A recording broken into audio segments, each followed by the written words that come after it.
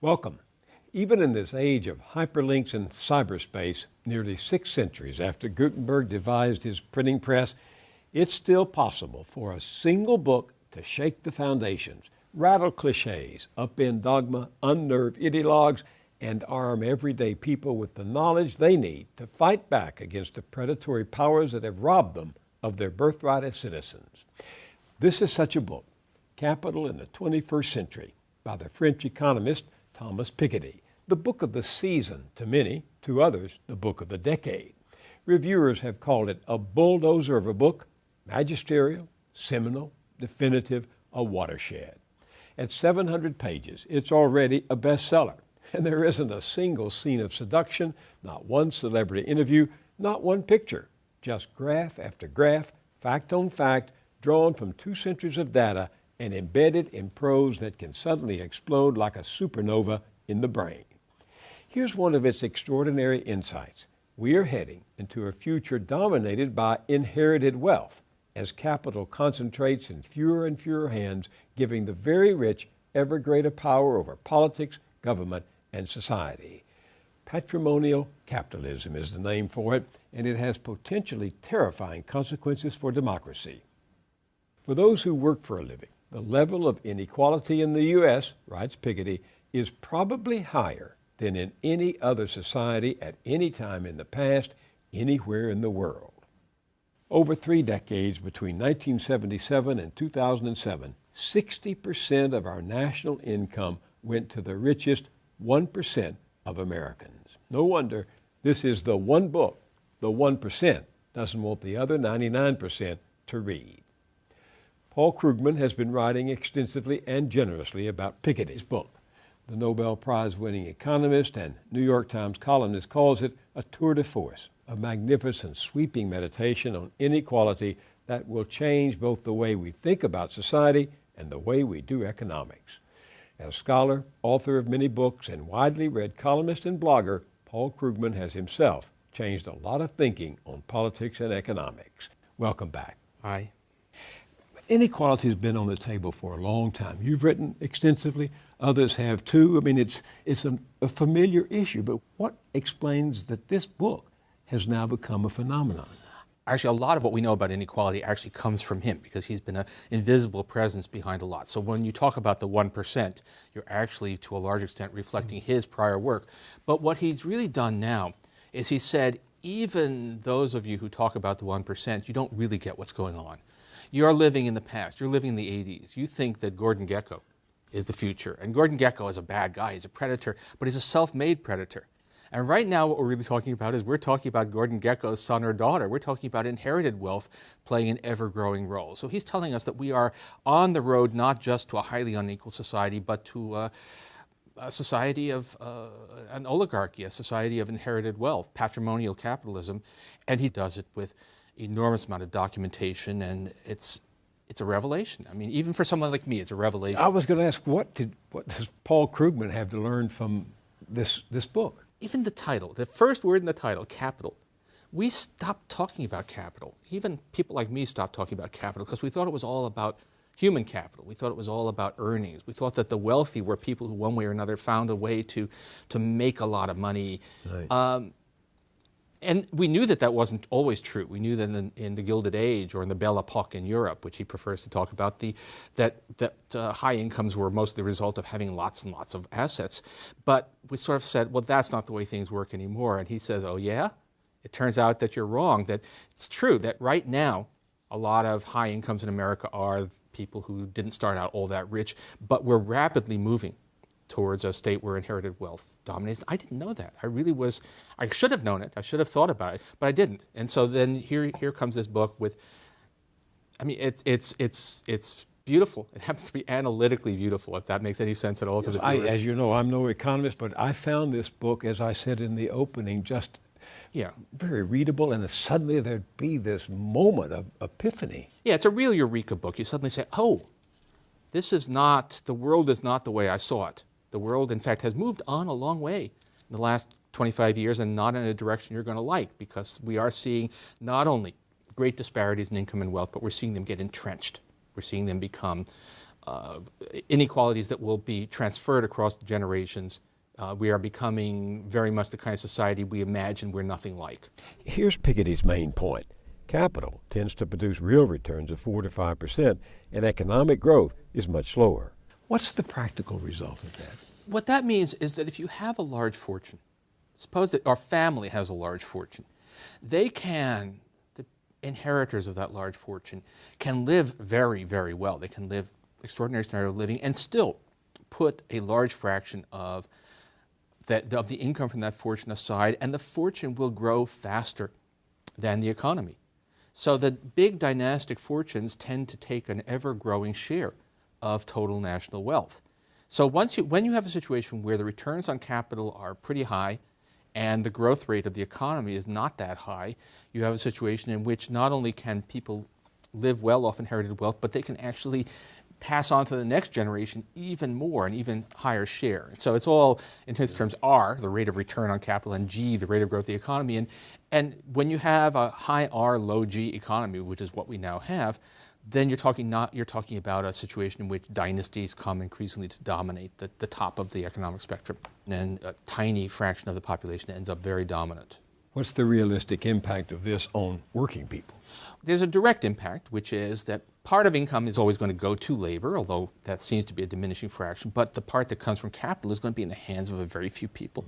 The other thing, which I think is critically important, and he talks about more towards the end of the book, is the political economy. That when you have, it's what Teddy Roosevelt could have told you and did, that when you have a few people who are so wealthy that they can effectively buy the political system is going to tend to serve their interests. And that is going to reinforce this shift of income and wealth towards the top. Do you agree with him that we are drifting toward oligarchy? Oh, yeah. Oh, I don't think that's even, I don't see that there's any question of it. If you look at certainly if you look at what we know already, and we're learning more, we know already about the concentration of income, of wealth, you can see that it is growing. You can see that, and you can actually see, I spent a little while just sort of going through the Forbes 400 list. And what you find is already there's an awful lot of inherited wealth in there. It's no longer a list of self-made men. And of the self-made men, a lot of them are pretty elderly. And those fortunes are going to be passed on to next generation. So no, the drift towards oligarchy is very visible, both casual observation and in the numbers.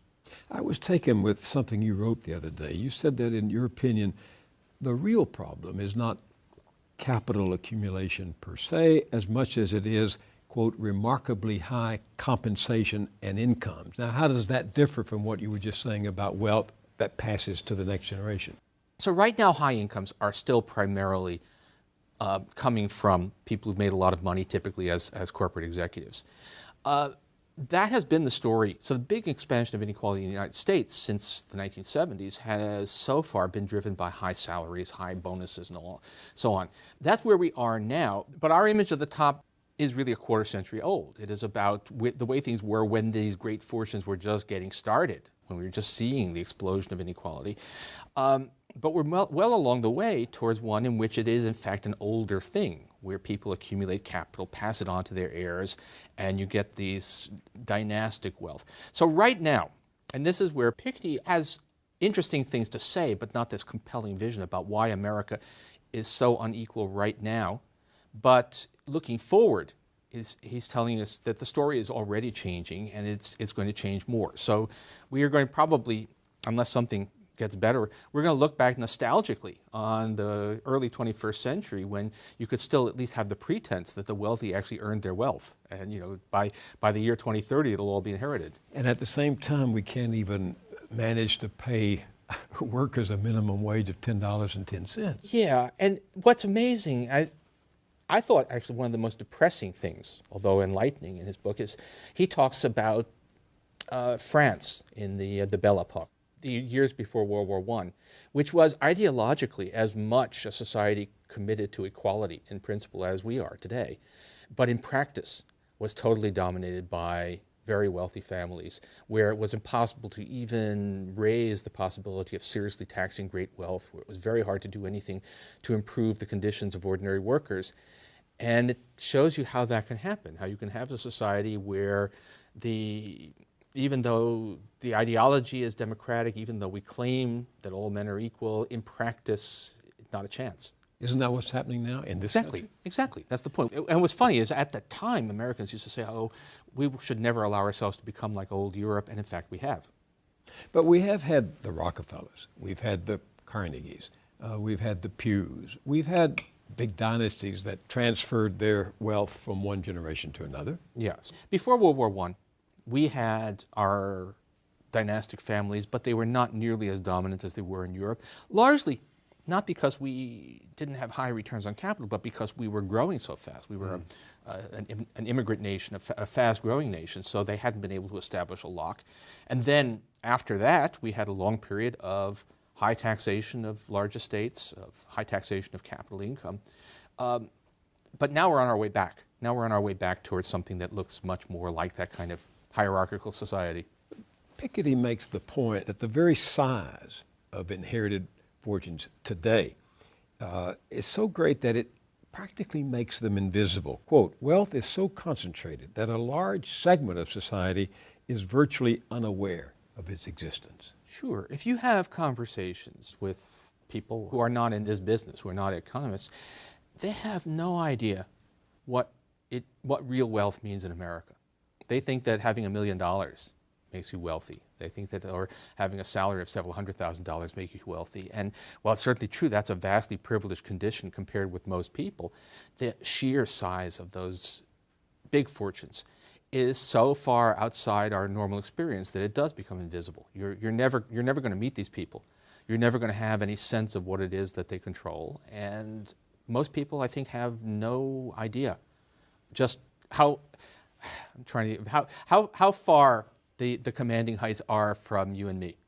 You remind us often, and you did so just the other day, that the United States has a much more unequal distribution of income than other advanced countries, and that much of this difference comes from government action, such as? If you look at European countries, just about all of them, they don't actually necessarily have higher taxes on very high incomes. That's not so much the factor. And they have higher taxes overall, which are used to pay for a lot of programs of aid. So you have universal health care, right, and we have sort of are stumbling our way towards something like that now. But they have a lot of income support for people with low incomes. They have lots of support for young parents. They have lots of, basically a lot of redistribution, which is a dirty word in U.S. politics, but in fact is essential to having a decent society. So that to be, the average American is richer than the average person in France, although that's mostly because we work longer hours, but to be in the bottom of the bottom fifth in France is a far, far better thing than to be in the bottom fifth in the United States because of these government policies. It's not that wages are especially high at the bottom in France, a little bit higher than in the United States because they have a high minimum wage, but mostly you have government programs which make an enormous difference. The level of inequality of market income, what people actually make, is not that different among advanced countries. The level of inequality of disposable income, once the government has gotten through taxing and spending, is much, much higher in the U.S. than it is in most other advanced countries, and that's because of the government. Why is, as you said, redistribution such a noxious word in our political system? I think mostly it's just because there's a very effective apparatus of TV and print media and think tanks and so on who hammer against any suggestion of redistribution. They've managed to convince a lot of people that it is somehow un-American, which actually, if you look at American history, that's not at all true, but it's just been pushed very hard. I think also in the United States, look, we have to admit it, that race is always lurking under almost everything in American life. And redistribution, in the minds of a lot of people, means taking money from people like me and giving it to people who don't look like me. And I think that is a big difference between us and Europe. You do know that conservatives are regularly, consistently saying that inequality doesn't matter, that if the very rich were less rich, it wouldn't really make a difference to people out there working for a living. But of course, what Europeans do, which is to tax the rich and use it to provide benefits to people lower down the scale, that makes a big difference. That can make an enormous difference. You can take a few percent of national income, take it away from that top 1% and direct it towards the bottom 20%. That's a tremendous gain in the quality of life of the bottom 20%. So just think about, actually, we have a health reform. It's not the health reform we would have wanted, but it's better than no reform. It's financed in large part with small surtaxes on high incomes. That's, if you actually ask where the money's coming from, a lot of it is coming from an additional tax on investment income, an additional tax on earned income for very high earners. That is going to give basically everybody in America the guarantee of being able to have essential basic health insurance at an affordable cost. That's a huge change in people's lives, which is being financed in large part by taking a little bit from the top. So a little bit of Robin Hoodism does a lot. You could do a lot more than that. So no one is talking about just, let's punish the rich for the sake of punishing them, but the question is, can you do redistribution in a way that makes us a better society? And the answer is yes. Well, at the end of his book, Piketty is talking about a global tax on wealth. Do you think that's feasible? Well, is it feasible politically? If the United States were behind it, lots of things would become possible. If the United States were to support this, then I think you could pretty much guarantee that enough Europeans would be willing to go along. And while there would be some countries that would, rogue countries that would want to serve as havens for tax evasion, that we would have a lot of leverage over them. So really, it's not that the international global system makes this impossible. It's the U.S. political system that makes it look impossible right now, and that can change. But given the dysfunction of Congress, given the fact that the Supreme Court has in effect decided to enable corporations and the rich to consolidate their hold on our political system, do you have any hope of the kind of change that both Piketty and you would advocate? I think you don't give up hope on these things. We have, look at the American political tradition. One of the interesting things that Piketty says is that serious progressive taxation of high incomes and great wealth is an American invention. We invented it, and we invented it in the early 20th century, right at the peak of our Gilded Age, and somehow we found it in ourselves to find political leaders, people like Teddy Roosevelt, who are willing to say, this is a bad thing. We do not want the society that is emerging here. So I think things can change. If you ask, are we going to get a global wealth tax before the 2016 election? Well, no, we're not. Might we get one by the 2024 election? Possibly. You wrote something the other day that's hard to forget. You said there's such an ugliness in America right now. Yeah. This is one of the things that puzzles me, actually, about my own country, which is, it's one thing to have disparities of income and wealth and to have differing views about what we should be doing about it, but there is a level of harshness in our debate, mostly coming from the people who are actually doing very well. So, we've had a parade of billionaires whining about being, the incredible injustice that people are actually criticizing them, and then comparing anyone who criticizes them to the Nazis. It's almost a tick that they have. This is very strange, and it's kind of scary because it's one thing if someone without a lot of power seems to be going off into a rage for no good reason, but these are people who have a lot of influence because of the amount of money they control. Given what you've just said, and given the fact that there's this ugliness, what do you think it's going to take? A mass uprising? Consistent demonstrations? Insurgent politics? How are we going to stem the tide that he says is taking us into oligarchy? There's a negative and there's a positive take. Piketty seems to argue for much of the book that we only escaped from the old oligarchy for a while thanks to really disastrous events, thanks to wars and depressions, right, which disrupted the system. That's an argument you can make. On the other hand, if you read histories of the New Deal, you know that it didn't spring out of nowhere, that we had a progressive movement and a lot of proto-New Deal programs building for quite a long time. There was, in fact, a move in America. There was an increasing political, philosophical readiness to take on inequality of wealth and power.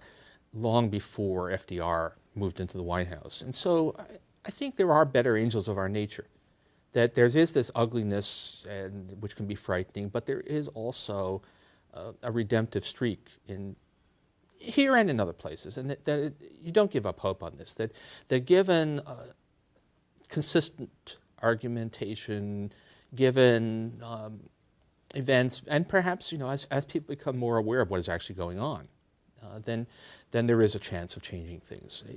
Do we know that? No, but there's nothing in what we know now that says that you should give up hope of being able to change this even without catastrophe. Paul Krugman, thank you very much for joining me. Well, thank you for having me on.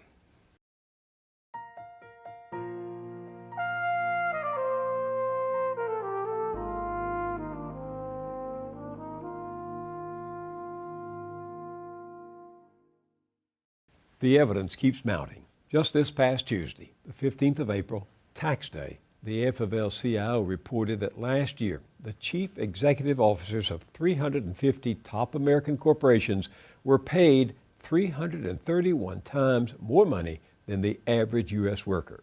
Those executives made an average of $11.7 million compared to the average worker who earned $35,239. As that analysis circulated on tax day, the economist Robert Reich reminded us that in addition to getting the largest percent of total national income in nearly a century, many in the 1% are paying a lower federal tax rate than a lot of people in the middle class. You will no doubt remember that an obliging Congress of both parties allows high rollers of finance the privilege of carried interest, a tax rate below that of their secretaries and clerks. And at state and local levels, while the poorest 20% of Americans pay an average tax rate of over 11%, the richest 1% of the country pays half that rate. Now, neither nature nor nature's God drew up our tax codes. That's the work of legislators, politicians, and it's one way they have, as Chief Justice John Roberts might put it, of expressing gratitude to their donors. Oh, Mr. Adelson, we so appreciate your generosity that we cut your estate taxes so you can give $8 billion as a tax-free payment to your heirs, even though down the road the public will have to put up $2.8 billion to compensate for the loss in tax revenues. All of which makes truly repugnant the argument heard so often from courtiers of the rich that inequality doesn't matter. Of course it matters. Inequality is what has turned Washington into a protection racket for the 1%. It buys all those goodies from government, tax breaks, tax havens, allowing corporations and the rich to park their money in a no-tax zone, loopholes, favors like carried interest, and on and on and on. Listen, there's a big study coming out in the fall from Martin Gillens at Princeton and Benjamin Page at Northwestern, based on data collected between 1981 and 2002. Their conclusion, quote, America's claims to being a democratic society are seriously threatened. The preferences of the average American appear to have only a minuscule, near zero, statistically non-significant impact upon public policy. Sad that it's come to this. The drift toward oligarchy that Thomas Piketty describes in his formidable book has become a mad dash, and it will overrun us and overwhelm us unless we stop it. At our website, BillMoyers.com, you can find out much more about Piketty's book and the debate it has sparked on both the left and right. That's at BillMoyers.com. I'll see you there, and I'll see you here next time.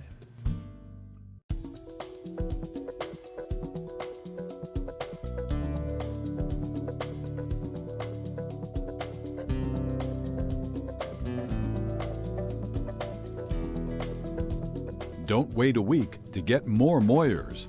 Visit BillMoyers.com for exclusive blogs, essays, and video features.